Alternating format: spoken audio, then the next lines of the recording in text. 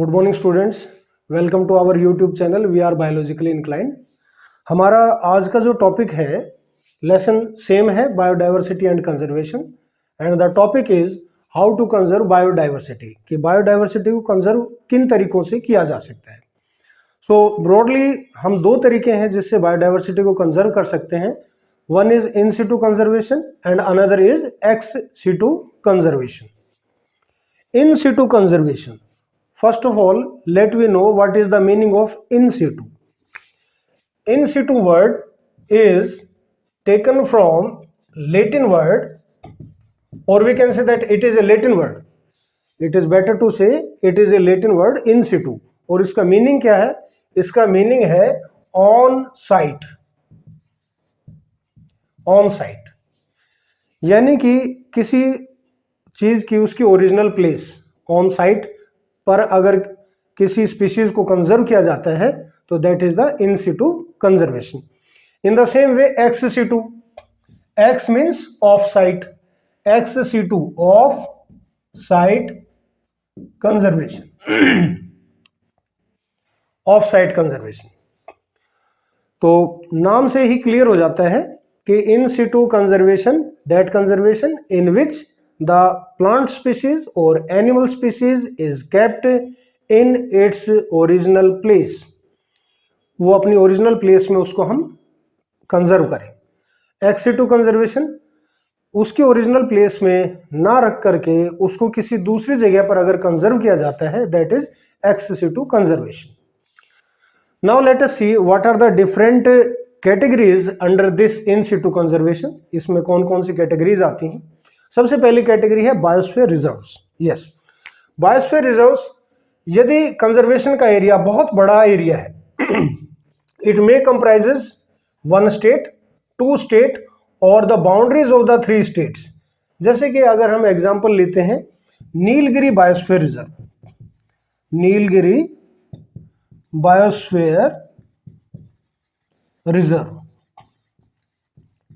So we can say that in this biosphere reserve has the territories of three states। तीन states के territories मिलकर के Nilgiri biosphere reserve को बनाते हैं।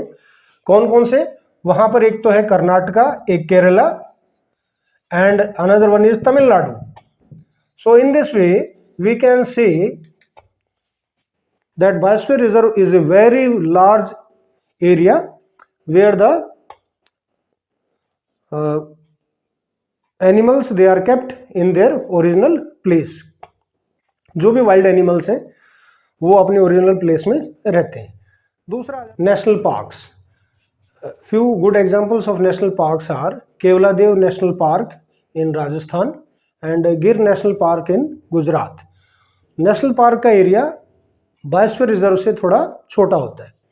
Wild life sanctuaries, wildlife sanctuaries का अगर हम एग्जांपल लें तो Periyar wildlife sanctuary in Kerala, और वो हाथियों के लिए स्पेशली वो सेंचुरी है और हाथियों के कंजर्वेशन के लिए।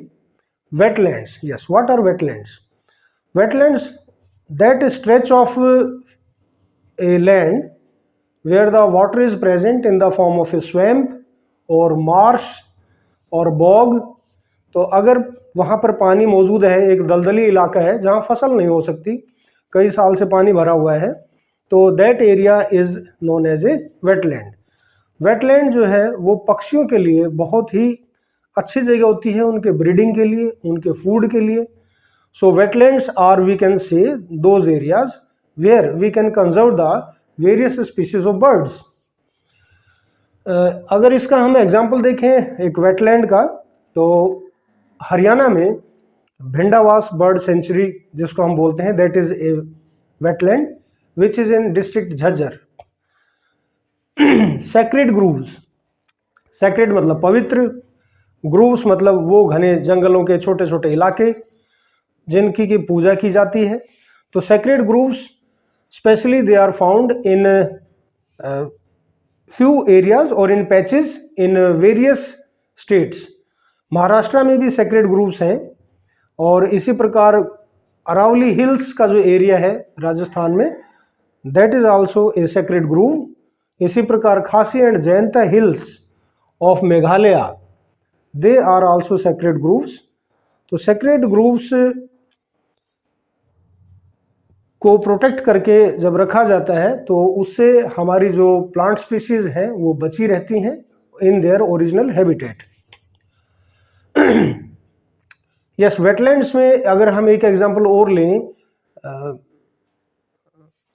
तो हम ले सकते हैं मैनग्रूव्स का, और सुंदरबन डेल्टाज वाला area, that is also a wetland.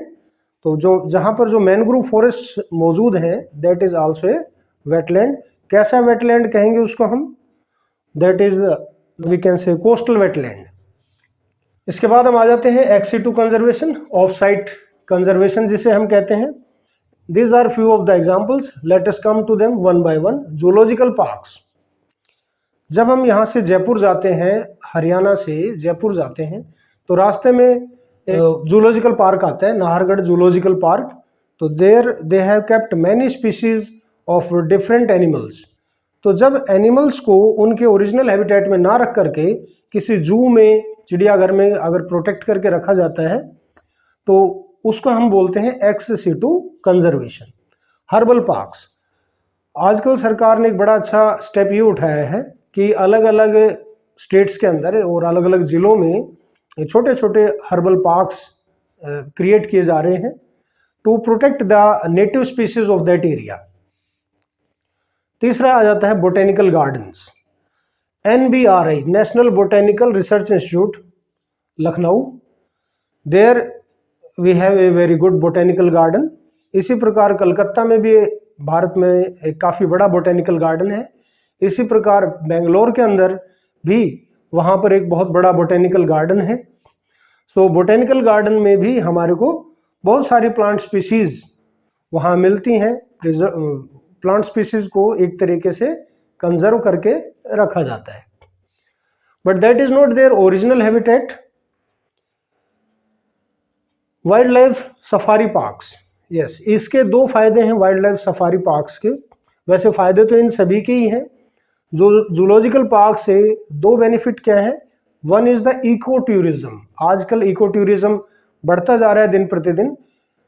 आजकल जो छोटे बच्चे हैं वो और जो युवा हैं वो शहर की दौड़ भाग वाली जिंदगी से दूर कुछ समय एकांत में भी बिताना चाहते हैं और अपने बच्चों के साथ भी एंजॉय करना चाहते हैं।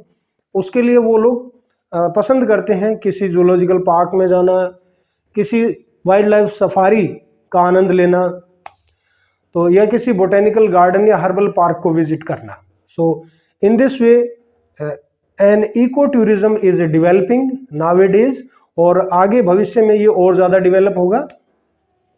जैसे जैसे लोगों को इकोसिस्टम की इम्पोर्टेंस का पता चल रहा है, इस कोरोना काल में भी लोगों को पता चला है कि how much oxygen is important for us, how much plants are important for us. क्योंकि जब एक सिलेंडर ऑक्सीजन का 1-1 लाख रुपए में लोगों को नहीं मिला, तब लोगों के समझ में आया कि ऑक्सीजन कितना ज़रूरी है, पेड़ों को बचाए रखना कितना ज़रूरी है। मध्य प्रदेश में भोपाल में एक पूरा का पूरा माउंटेन का पार्ट, वहाँ पर लगभग 1.5 लाख के करीबन पौधे लगा करके उन लोगों ने ये प्रूव करके दिखाया है कि yes, we can conserve our forest, we can live healthy by protecting our environment.